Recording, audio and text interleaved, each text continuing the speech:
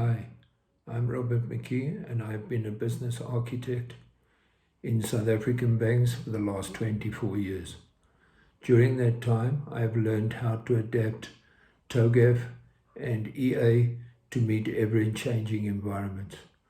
I started in South African banking in 1972, and towards the end of my career, I was responsible for enterprise business architecture in one of the biggest mergers and acquisitions in the African continent.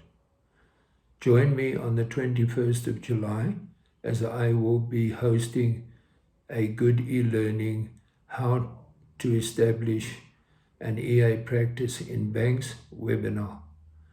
In this 60-minute webinar, I will help you learn why EA is critical to the future of banks, the implications of TOGAF Standard 10th edition on established and fledgling EA practices, how to use EA to guide your digital transformation and sustainability initiatives.